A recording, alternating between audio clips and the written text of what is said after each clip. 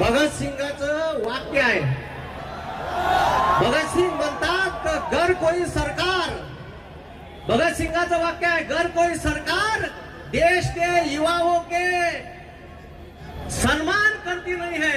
तेव्हा पा भगतसिंग काय म्हणते, घर कोई सरकार देश के युवाओं के हितों के अधिकारों की रक्षा नहीं कर सकती, तो ऐसे सरकार को तबाह कर दो या खत्म कर दो.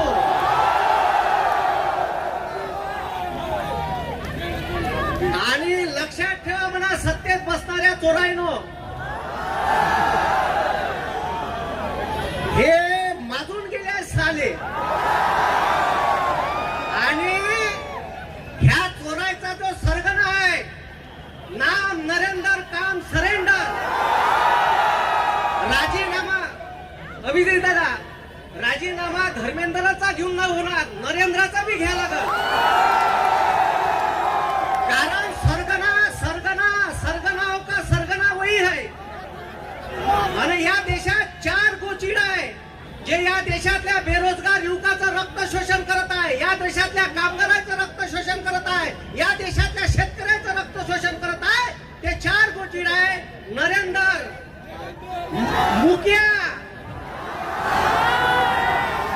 एक अडाणी आणि एक अमित्या, हे 4 लोक आहे जे या देशाचा सत्यानाश लावून राहिले. त्याच्यानंतर हे बाकीचे खालचं चोर बसले आहे आणि याचा एक सरगना आहे, त्याचा राजीनामा घ्यावा लागते मेन डॉनचा.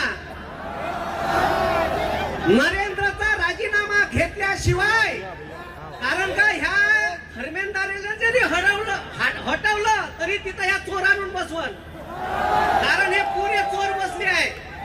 आणि मी यायच्या भाषेत हे गोचिड आहे, गोचिड. आपल्या देशातल्या युवकाचं, आपल्या देशातल्या शेतकऱ्याचं, आपल्या देशातल्या कामगाराचं, आपल्या देशातल्या बेरोजगार कोट्याचं रक्ताचं शोषण करत आहे. आता एक इथं नवीन आपल्या नागपुरात सायंटिस्ट आहे नितीन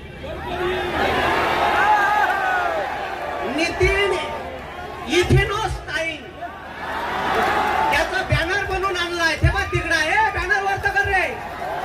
ही पेट्रोलचे जनक ते आणलं का रे बॅनर? आण बरं इकडे या, दे रे ते पेट्रोल वाला.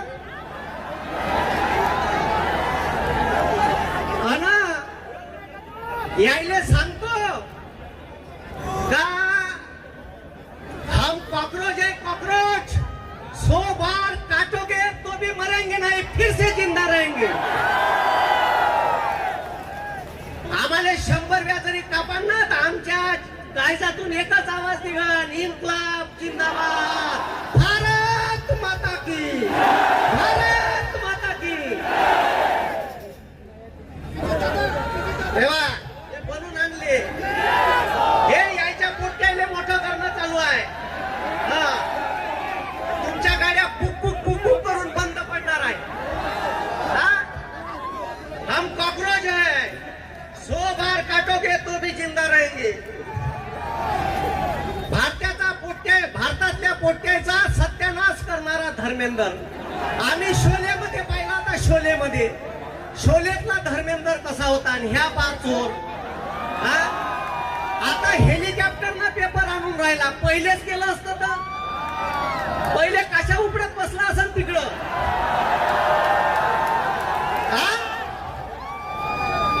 आता हेलिकॉप्टरनं पेपर, पहिले लक्ष दिलं असतं. चोट्या 15 पोट्याच्या आत्महत्या नसत्या झाल्या. या 15 पोट्याच्या आत्महत्येचा जिम्मेदार धर्मेंद्र आहे.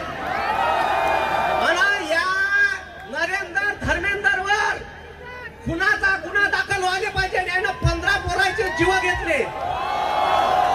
व्हायला पाहिजे का नाही व्हायला पाहिजे? व्हायला पाहिजे का नाही व्हायला पाहिजे? हात वरता का नाही व्हायला पाहिजे का नाही व्हायला पाहिजे? शाबाश. हे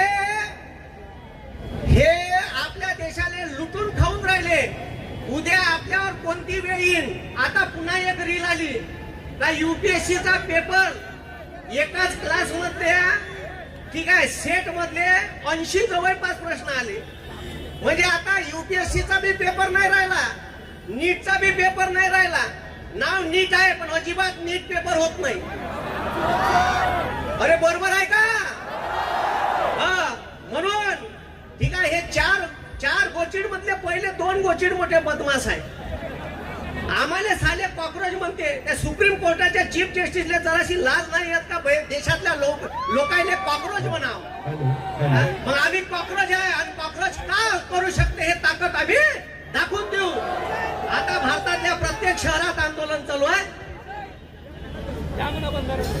थोडस युवकांनी सपोर्ट करा, ट्रॅफिक जाऊ द्या. आपलं आंदोलन शांततापूर्ण आहे, पण आम्ही आले गांधी माहित आहे, आम्हाला भगतसिंग बी माहित आहे. ठीक आहे, आम्ही कायजात ठीक आहे, आम्ही डोक्यात गांधी ठेवतो आणि मनगटात भगतसिंग ठेवतो. आम्ही आमच्या डोक्यात विचार डॉक्टर बाबासाहेब आंबेडकरांचे ठेवतो आणि मनगटात छत्रपतींची तलवार ठेवतो. त्याच्यामुळे आम्हाला यायले नाही. मेनस्ट्रीम मीडियातल्या पत्रकाराले, चीफ जस्टिसच्या ठीक आहे, सुप्रीम कोर्टाच्या न्यायाधीशाले आणि सत्तेत बसणाऱ्या चोरायले त्याला चालतो आणि आम्ही त्या संविधानाचे विचारक आहे, आम्ही त्याला मानणारे आहे. म्हणून लक्षात ठेवा, ठीक आहे, आमची परीक्षा नका घेऊ. आम्ही आता तुमच्यावर इथं ताकद टाकून राहिलो. आमच्या मान सन्मान आणि आमच्या मताचा सन्मान ठेवा, एवढं मी या सत्तेत असणाऱ्या चोरायले सांगतो.